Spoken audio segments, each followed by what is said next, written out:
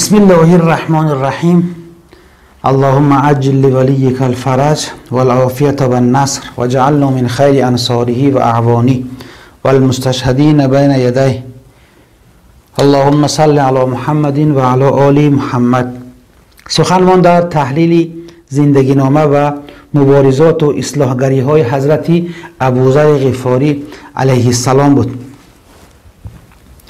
خب در درس گذشته جناب ابوذر را فضیلت هاشون را بعضا گفتیم، بعضی از کرده ها و مبارزه هاشون هم گفتیم.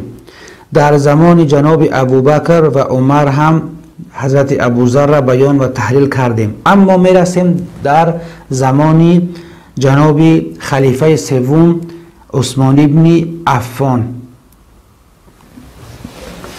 همون گونه که تاریخ نقل میکند سخن تاریخ است، سخن کتاب های تاریخی هست، سخن کتاب های تاریخی اهل سنت هست.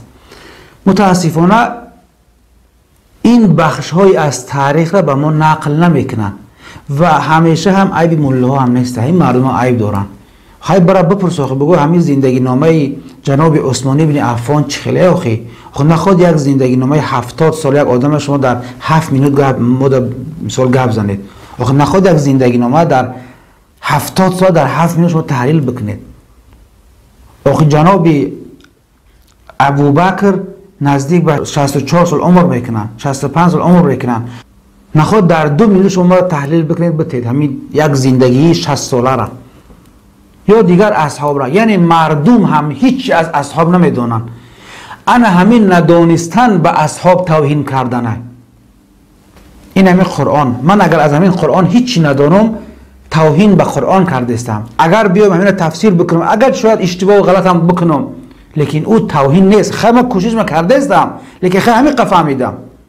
اما کسی که ایره در بالای تاقچه میمونه فقط میکنه تمام بالای در بالای در درون گهواره کودکش مثال میمونه که کودکش شب نترسه و خشت تر نکنه، این توهین به قرآنه. قرآن برای درون گهواره کودک نیست، شاید باشد لیکن برای خواندن، برای عمل کردن، برای ساخت جامعه، ساخت حکومت. اگر این گونه ما به قرآن نگاه نکنیم و به قرآن توهین کردیم. خب اصحاب برای چی هستند؟ برای همین تمام اصحاب زور، اصحاب فضیلت، اصحاب دیوانش، اصحاب جیگرش را بخورم، همین تمام دیگه هیچ نداره اصحاب. اگر همین باشد نگاه ما به اصحاب، همین توهین به اصحابه. طعن اصحاب انا همینه، تحقیر اصحاب انا همین نادانیه، نفهمیدنه، نشناختنه، معرفت نداشتنه. یک آدم بیگانه بیاید، مثلا یک کافر بیاید بگه تو مسلمانی ها درباره جناب ابوذر به من نقل بکن. چی نقل میکنن؟ همون هایی که طرفدار اصحابن فقط میگن که وای از یاران پیغمبر خدا بود، بسیار مردی نازنین بود. میگه این نشید، من به این قانع نمیشم، من مسلمان پس نمیشم. همه آدم مسلمان نشده برگرده، جواب همون در قیامت کی میتیه؟ من میتیم که تحلیل میکنم که او آدمی که هیچی نمیدونه، او جامعه‌ای که هیچی نمیدونن. ما والله نه خدا را میشناسیم، نه پیغمبر را میشناسیم، نه امام ها را میشناسیم، نه قرآن را میدونیم و نه اصحاب را میشناسیم. انا این توهین به قرآن و به پیغمبر و به اصحاب و به امام ها هسته، نه تحلیل کردن. به هر حال در زمان عثمان ابن عفان که بنی امیه رنگ یعجوج و معجوج، رنگ مور و ملخ بر علیه حکومت عثمان، یعنی در درون حکومت عثمان در آمده بودند و می خوردند و می جویدند و می مکیدند، انسان دوره خلافت عثمانی بن عفان هم میخونه حیران می شود. در این باره هم که هر قدر اینها می بردند و می چریدند، جناب عثمانی بن عفان نسبت به خویش و تبارش ساکت بود، حالتی رضایت داشت. میگفت خویش و تبار من، گفت من نیست، والله گفت تاریخه. هر یک کلمه هم من خودم نقل نمیکنم که در خودم بگم زیادی نشود، تاریخ نقل دارم. خب ابوذر دیگه در اینجا داد و فغانش دیگه میبروید، دیگه تحمل نمیکنه، دیگه صبر نمیکنه. در زمان جناب عمر ابن خطاب زهد و پارسایی بود. در زمان جناب ابوبکر زهد و پارسایی بود، اما در دوره عثمان دیگر همین حالت از بین رفتگی بود. جامعه به فقیر و به غنی تبدیل شده بود، تبعیضی بین مردم ایجاد شده بود. یک عده کمبغل نان خوردن نداشتن، یک عده از خوردن آروغ فقط کارشان آروغ زنی بوده. اصحاب هم بودن. حالی هر یک اینها را ما بررسی میکنیم.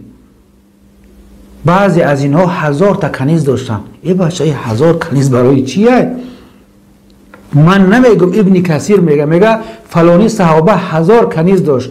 در کوفه، در بصره، در مکه، در مدینه خانه داشتن، دشت داشتن. استراحتگاه ها در وضع میگه ساختگی بود. اینها را از همش نقل میکنیم این جایی.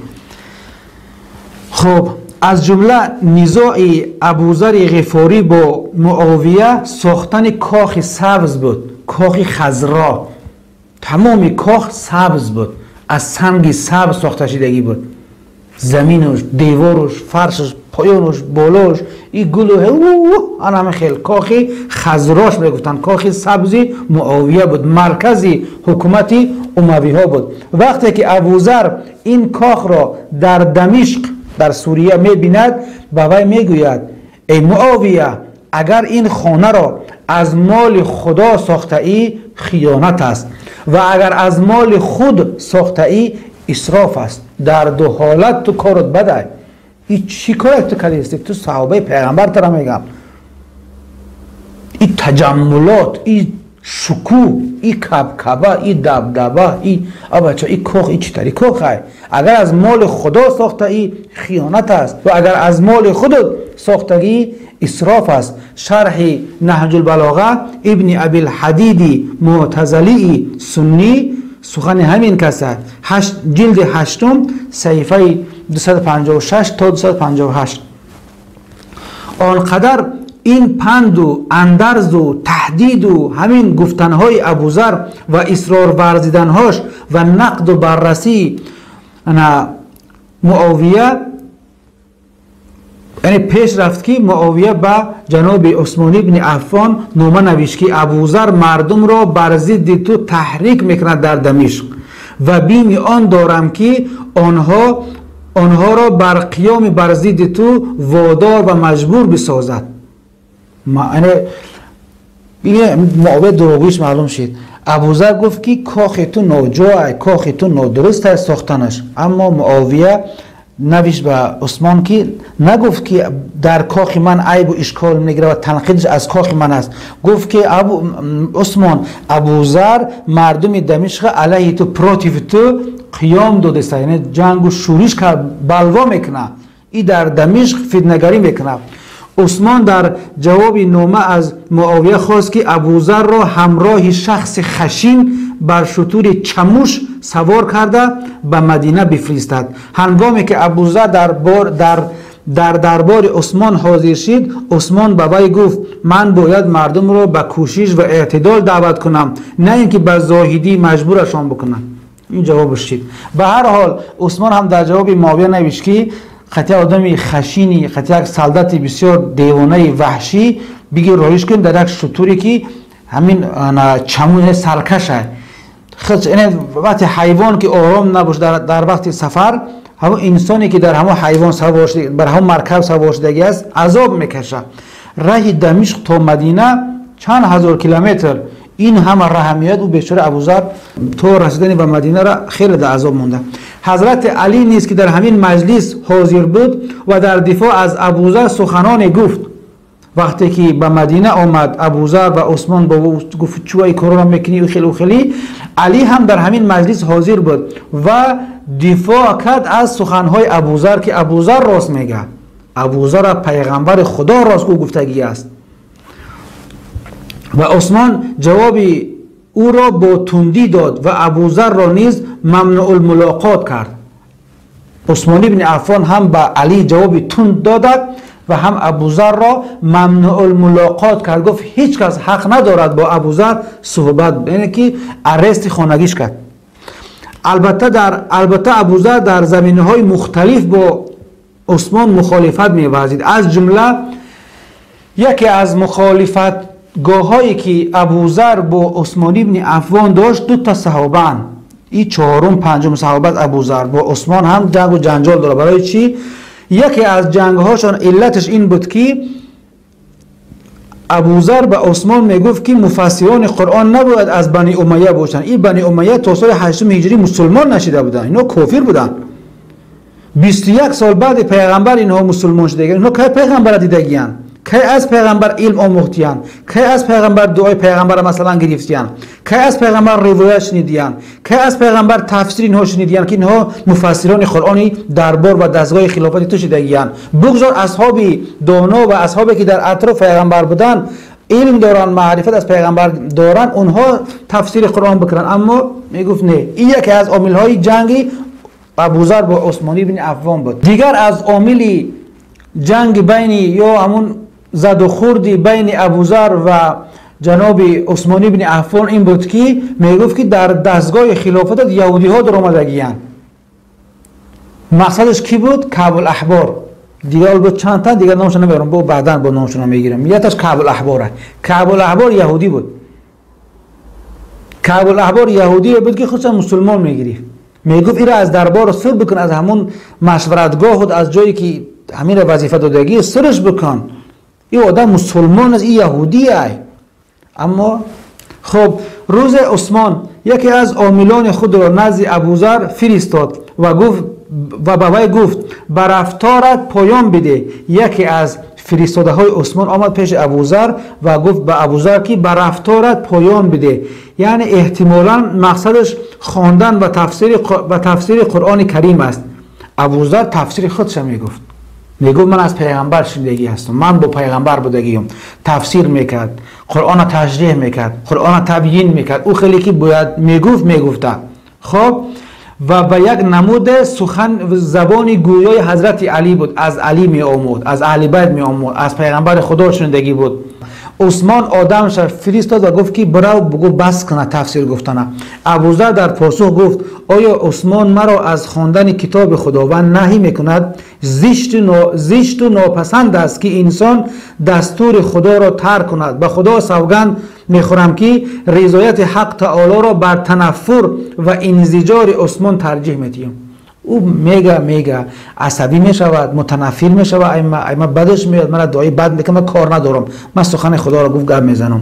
این سخن در ابن ابی الحدید معتزلی اهل سنت است. شرح نهج البلاغه بیروت دار احیاء تراث العربی سال 1965 میلادی چاپ شده است. کتابش جلد 8 صفحه 252.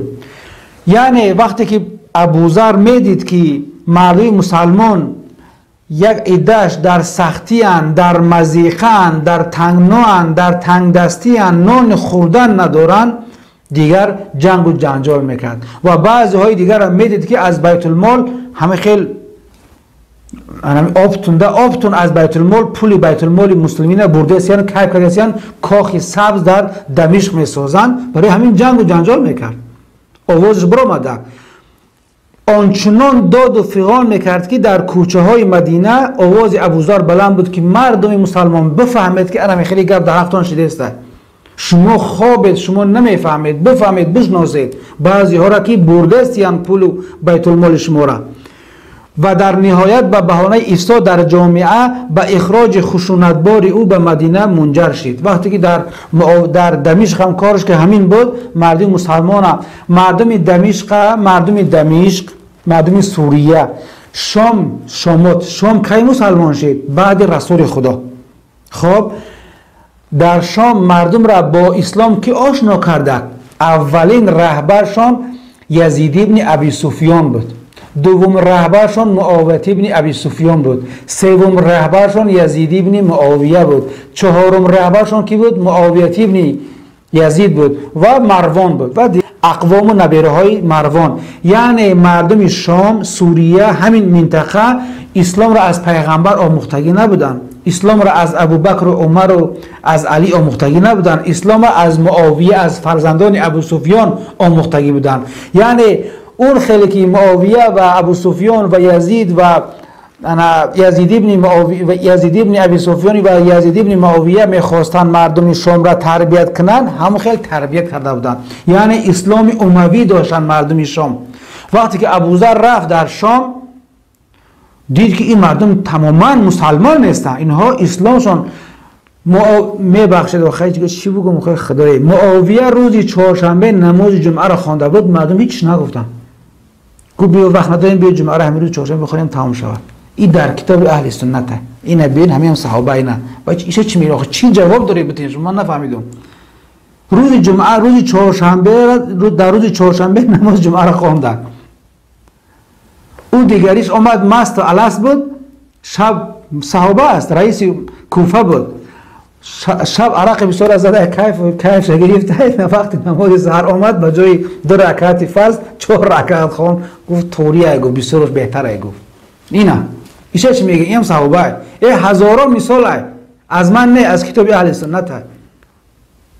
وقتی که ابوذر رفت دید این وضعیت اسلام شام، گفت شما دیوانه چیه؟ گفت پیغمبر خیر نیست، پیغمبر این خیر نیست که شما میگین. برای همین بعد 50 سال پیغمبر بعد حسین ابن علی را کشتن، مردم شام خرسک میزدن، مردم شام شیرینی و دیگه معرکه ها گرفته بودن که ما یک کافر را کشته بود. کافر کی است؟ حسین.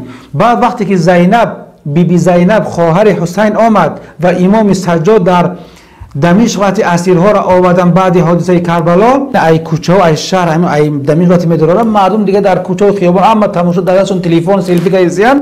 امام حسین ها با نگن که سلفی کردن او ایده او زمان سلفی میکردن، همین مردمای همین بعضی بی عقلن. این که همون نمود بیان اخی مردم آمدن تماشا، این به خیلی رنگ اختون گپ زنیم. مردم آمدن تماشا در بالای بام، در قد کوچه، در درون بازار که کافرها را ما در شام رئیسان حسین کشتیم، اینا اولادش اسیر کرده آمده استیم. مردم به سنگ میزنن، مردم توف کرده استین، آب دهن میپرتوین. کودکای حسین 3 ساله کلانتر همه اسیر، جیانای امام حسین، نبیره های پیغمبر همه اسیر. زینب دادش میبرویه، خطبه میخونه در بازار، در کوچه. او خیل تبیین میکنه، میگه ای مردم، همون اذانی که شما میگین اشهد ان محمد رسول الله، محمد بابای ما ای. شما چه خیلی مسلمانین که بابای ما اسلام شما ای بابی ماله که شما این احوال ما ای. همین خیلی تبیین. شام حیران مان، گفت ای بچه چرا آخه ما یزید بود رهبر ما، این حسین فرزند او بوده است، این گفت که او کافر است، این حسین مسلمان بوده کو. شام در تحیر در تعجب رفتگی است. چرا؟ چون که 50 سال 60 سال تمام مردم شام را خاندان ابو سفیان تربیت کردگی هستند. سوال از شما، بین خلافت راشدین با ابو سفیان چی معامله شده بود که از اولین روزی که شام دمشق فتح شده به دست خانواده ابو سفیان غلطیده بود؟ تمام شهرها رئیساش دیگر میشید، در زمان ابوبکر، در زمان عمر، در زمان عثمان، در زمان 3 ابوبکر امو خلیفه راشدین، تمام دیگر کوفه و بصره و مکه و مدینه و دیگر شهرها همه والیهاش و شهرداراش علیش میشیدن، سبکدوش میشیدن، اما دمشق چقه نمیشیدن. برای چی آخه؟ این سوال 60 سال اینها در همینجا موندن در قدرت. بین چی معامله بود؟ وقتی که علی شد خلیفه 4 راشدین، گفت معاویه بخیجا بیا بچم، بخیجا بیا. گفت بیا اینجا اچاد بوده. گفت تو 60 سال دوجه چوکا دیگه. گفت او قپول مال تا کجا یافتی او ساختی؟ بخیجا بیا. گفت او گفت نه من نمیام. گفت منم خلیفه ام معاویه. علیه علی جنگ را آغاز کردن. خب علی هم صحابه او هم صحابه، چی میشد؟ این کدامش حقه؟ یا تاش حقه، هر دوش حق شدن نمیتوانند. یا تاش بهشته، هر دوش بهشتی شدن نمیتوانند. او یا تاش دوزخی است و پیروانی همه دوزخی هم دوزخی هستند. اگرچه نامشون بهشتی و میهشتی و جنتی مانند، دوزخی هم. خب برای همین ابوذر در دمشق دیگر داد و فغان کرد، از دمشق گرفتن سرش کردن. این سخن در ابن سعد محمد ابن سعد بغدادی الطبقات الکبری جلد 4 صفحه 173، یعقوبی احمد ابن ابی یعقوب تاریخ یعقوبی جلد 2 صفحه 172. ابوذر در چگونگی مصرف بیت المال بسیار سختگیر بود. از مسلمانان و حاکمان میخواست که روش پیغمبر خدا را دنبال بکنند. اختلاف او با معاویه و خلیفه سوم عثمان از انا همین جاها سرچشمه میگیرد که از بیت المال درست استفاده بکنید. مثلا پس از آن که عثمان ابن عفان خلیفه شده بود، اساسا عثمان ابن عفان یکی از تاجرهای زمان جاهلیت است، یعنی پولدار بود در زمان جاهلیت. مثلا در کتاب تاریخ طبری محمد ابن جریر طبری جلد یکم صفحه 3031 آمده است که او در تنعم زندگی میکرد و در جواب به کسانی که میگفتند زهد عمری را داشته باش، میگفت که خدا عمر را ببخشد، کیست که طاقت او را داشته باشد؟ من مال دارم، ثروت دارم و از مال خودم میخورم، پیر هستم و باید غذای نرم بخورم. این هم در کتاب شرح نهج البلاغه ابن ابی الحدید مکتبت مرعشی سال چاپش 1404 هجری قمری جلد سوم صفحه 13. همین نام کتاب ها مر خسته میکنه راست دیگه همون پست و بلند شدن آواز ما میگیره میخوابونه دیگه، همون شور از دست میره. برای همین میگم نگم همین نام کتاب را با همین نگی با نمیشود. در دوران خلافت عثمان سران بنی امیه که خیش و تبار عثمان بودن زمام امور را به دست گرفتگی بودن. همشان همین خیش تبار عثمان همه یا رئیس بودن، یا رئیس محله، یا رئیس منطقه، یا شهردار، یا وزیر، یا وکیل، یا مشاور، یا اخیر، یا رئیس نظامی، یا رئیس امنیتی، همه را در دست امیه سپردگی بود، در دست خیش تبار خودش که جناب عثمان هر یک قسمت از مملکت اسلامی را میخوردند. عین سخن محمد ابن جریر طبری است، جلد یکم صفحه 2774. و عثمان هم به همین کارهای خلاف و کارهای دزدی و غارتگری خیش تبارش آنچنان اهمیت نمیداد. میگه این هم محمد ابن جریر طبری جلد یکم صفحه 2774 و صحیفه 3939 و صحیفه 2811 و دیگر صحیفه‌اش. معروف است که عثمان ابن عفان حارث ابن الحکم را برای جمع آوری زکات قضاء فرستاد. وقتی که رفت و جمع آوری کرد زکات مردم را، به خلیفه نوشت که من زکات را جمع آوری کردم. خلیفه هم در جواب همون عثمان حارث ابن الحکم نوشت که تمام همون پول مال زکات ای خودت. ای بچه این پول مال زکات مردم مسلمان ای فقیره، گفت همش ای خودت. این سخن در کتاب اهل سنت انساب الاشراف احمد ابن یحیی ابن جابر البلادری لبنان، چاپ لبنان، دار التعاریف 1977 میلادی جلد 5 صفحه 52. سخن من نیست، همش به یک جا به همون حارث بخشیده پول مالی بیت المال مسلمین را. و این اولین بخشش نبود که عثمان به حارث که پسر عمکش بود میکرده.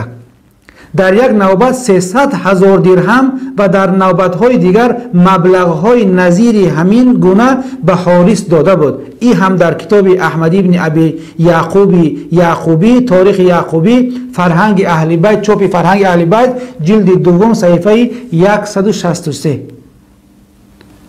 همین ظلم و ستم ها و تبعیض ها بود و همین بخشیدن های ناجا بود که شورش علیه عثمان ابن عفان را به وجود آورد. مردم سر به شورش برآوردند. این درست نیست ای گفتنی حق ما، زکات ما، خمس ما، و این در جنگ ما کشته میشین، در جنگ فرزند ما شهید شده است، چرا حق ما را نمیتین؟ همش به اولاد خودت میتی. شدن جنگ و جنجال و همین اعتراض ها بود که بعداً باز ایرا در بحث و بررسی عثمان بن عفان میگو که قاتلش کی هسته، قاتل از درون خودشون. بعد میگیم با همین جنگ و جنجال ها رو به وجود آورده، قیام کردن، مردم اعتراض کردن، مردم شفاشف شدن، آمدن عثمان بن عفان کشتن. بلازوری انساب الاشراف جلد 5 صفحه 125. کار دیگری عثمان این بود که وقتی که ابوذر دیگر دیوانگی میکرد، میگو این کار درست نیسته. کاری دیگری بی‌باکانه و جسورانه عثمان این بود که ابوالعاص حکبی بن ابوالعاص اموی را و پسرش که مروان نام داشته، هر دو اینها را پیغمبر خدا پدر و پسر از مدینه آخ کرده بود، از مدینه تبعید کرده بود. گفت روید دیگر به سوی مدینه باز نگردید. خب در زمان ابوبکر و عمر هم اینها باز نگشتند، چون که ابوبکر عمر نگذاشتند، گفتند که شما را پیغمبر خدا لعن و نفرین کردگی است. اما عثمان چون خیش تبارش بود اینها را بخشید و گفت که به مدینه بازگردید. این سخن در ابن سعد طبقات جلد 5 صفحه 24، جلد 3 صفحه 44، جلد 5 صفحه 24، جلد 3 صفحه 46 و 45 و 46 آمدگی است. همچنین در کتاب محمد ابن جریر طبری نقل از همین سخن آمدگی است که جلد 1 صفحه 2811، 2813، صفحه 2918 و دیگر صفحه هاش. عثمان ولید ابن عقبه را که برادر مادری خود بود و یکی از منافق ها بود، صحابه بود لیکن منافق بود، در وصف چندین آیه آمدگی است. بجای سعد ابن ابی وقاص والی کوفه کرد، آنچنان وی وقتی که رفت در کوفه خورد و چرید و به همه را ویران کرد که عاقبت از وظیفه‌اش گرفتن شد. این سخن هم در محمد ابن جریر طبری تاریخ طبری جلد 1 صفحه 2811 2813. خب وقتی همین ها را ابوذر میبینه، ابوذر شخصیت نیست که آرام بگیره قرار باشد، جنگ و جنجال میکنه، مردم در روشنی میاندازد، در مسجد، در کوچه، در خطبه ها، در خیابان ها، در بازار، در مجلس ها، در معرکه ها دیگر طوفان میکنه ابوذر. و همین طوفان کردن ها بود که دیگر انا موجب خشمی عثمان بن عفان فراهم کرد. همان گونه که گذشته عثمان خمس غنایم مصر یا افریقیه را به پسر عمک خودش مروان بن حکم بخشیده و 300,000 درهم دیگر به حارث بن حکم دیگر پسر دیگری حکم بخشیده. این سخن هم در ابن ابی الحدید شرح نهج البلاغه جلد 3 صفحه 38. خلیفه عثمان بن عفان همچنین 300,000 درهم به عبدالله بن اسید الاموی بخشیده. الطبقات الکبری جلد 3 قسمت 1 صفحه 75 و 6,000 درهم به زبیر بن عوام بلازوری انصاب الاشراف جلد 5 صفحه 7 بخشیده و 100,000 درهم به طلحه بن عبیدالله بخشیده. ابن ابی الحدید شرح نهج البلاغه جلد 11 صفحه 10 که همه این پول ها پول بیت المال بود. میگم طلحه و زبیر همان افرادی هستند که پس از قتل عثمان از علی بن ابی طالب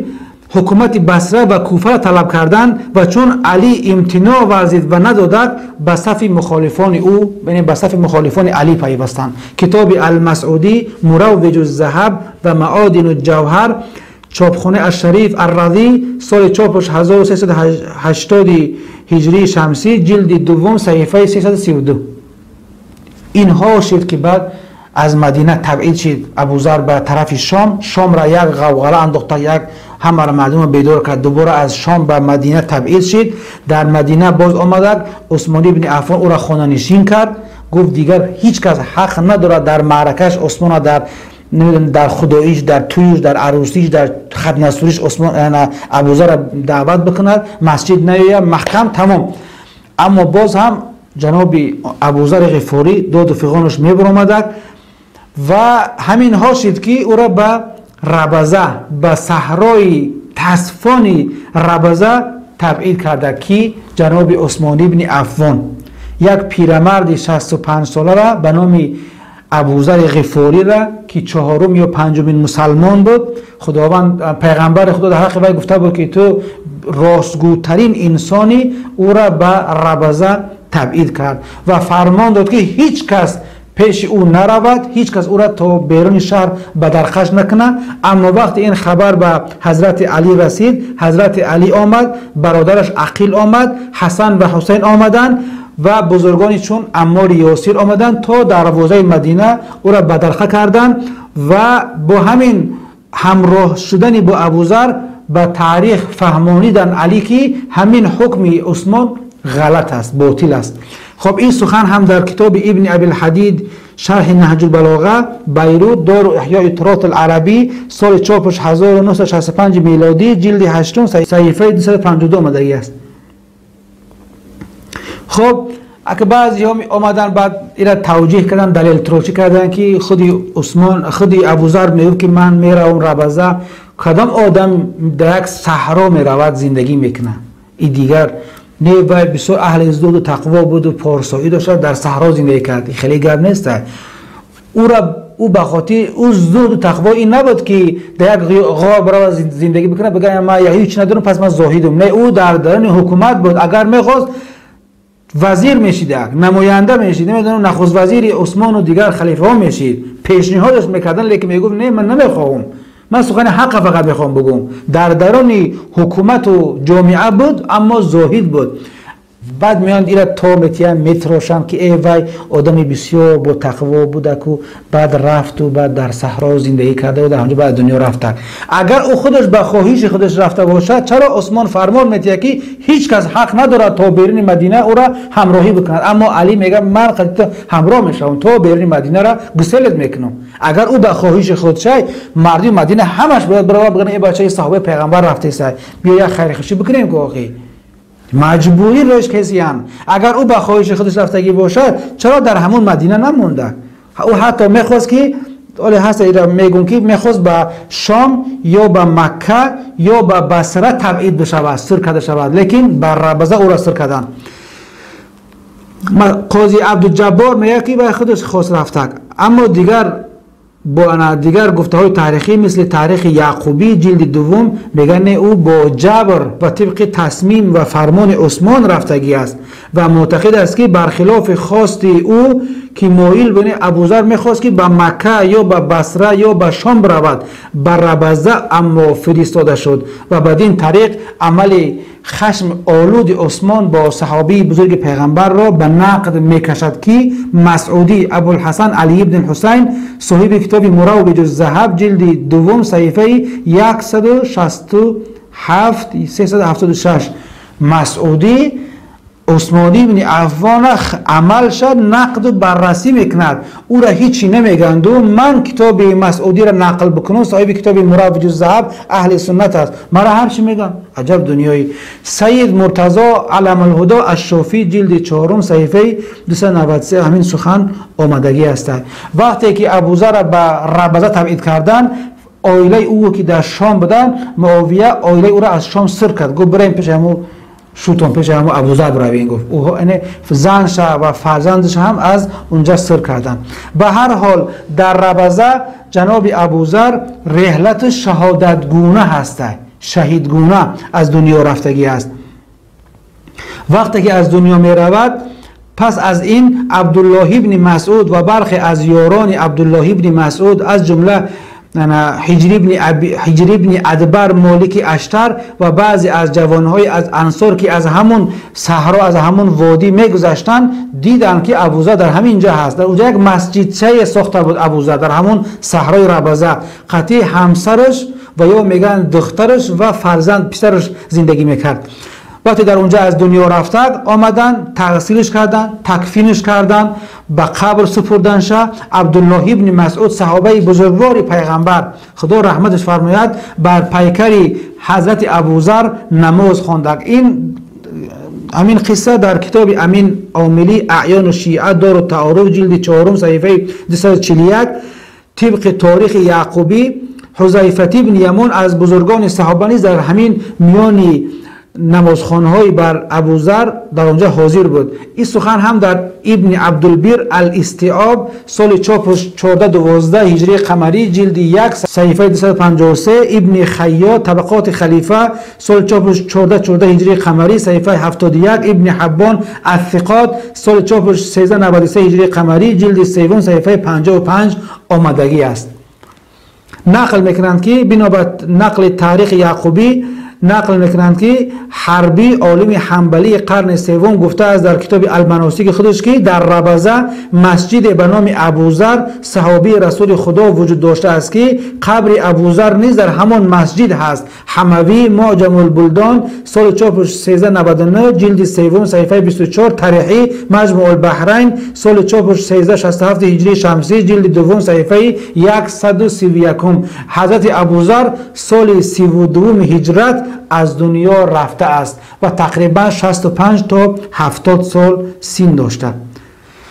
بدین گونه آخر همون سخن رسول خدا عملی شد که رسول خدا فرموده بودند که ای ابوذر تو تنها زندگی میکنی و تنها به درود حیات میگویی، یعنی از دنیا میروی و تنها برانگیخته میشوی و تنها داخل بهشت میگردی. این هم تحلیل زندگی نامه حضرت ابوذر غفاری، صحابه جلیل القدر رسول خدا صلی الله علیه و آله و سلم و السلام.